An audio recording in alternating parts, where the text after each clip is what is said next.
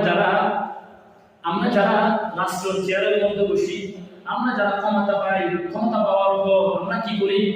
আমরা দিনের মধ্যে, রাষ্ট্রের মধ্যে আমরা যারা বসি, আমরা যারা সমাজের মধ্যে আমরা চেয়ারম্যানের দায়িত্বে আমরা যারা বসি, আমরা কি করি? ক্ষমতা পাওয়ার পর আমরা আল্লাহর কোরআন ভুলে যাই।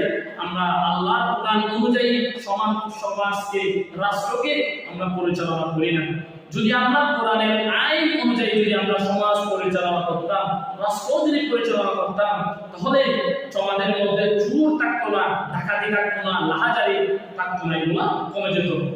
এখন আমাদের সমাজের মধ্যে চোর যখন চুরি করে ধরা পড়ার পর, চোরের যদি কোনো আত্মীয় স্বজন বড় কেউ থাকে, তাহলে তারা কি করি? আমরা ছেড়ে নিয়ে আসি, অথবা কয়েকটা পিড়া দিয়ে কি তাকে আমরা ছেড়ে দিই।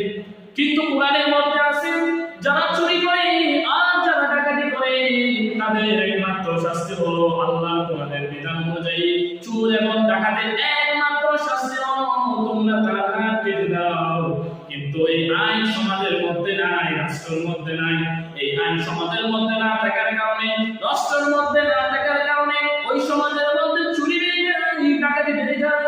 বরঞ্চ যারা হাফেজ কোরআনের আলেমরা, এদেরকে বরঞ্চ ধরে মুসলিম আলেমদেরকে ধরে জেলখানার মধ্যে বন্দী করে রাখে।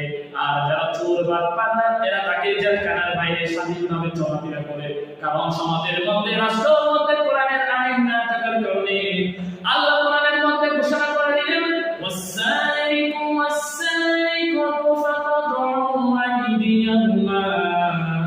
আল্লাহ বলেছেন, যারা চুরি করে, ডাকাতি করে, চোর যদি সে চুরি করলো এটা যদি প্রমাণ হয়ে যায়, তার একমাত্র শাস্তি হলো কোরআনের বিধান অনুযায়ী তার হাত তোমরা কেটে দাও। ঠিক না? এই যে কোরআনের একমাত্র শাস্তি হলো, চোর যখন চুরি করবে, চুরি করার পর ধরা পড়ে, যদি ধরা পড়ে, তার একমাত্র শাস্তি হলো তার হাত তোমরা কেটে দাও। আর যারা কোরআনের আইন অমান্য করে, যারা কোরআনের অনুযায়ী বিচার ফায়সালা করে না, আল্লাহ তাদের ব্যাপারে কোরআনুল কারীমের সূরাতুল মাইদায় ৪৪ নম্বর আয়াতের মধ্যে আল্লাহ বলেন, ওয়ামান লাম ইয়াহকুম বিমা আনজালাল্লাহু ফাউলাইকা হুমুল কাফিরুন।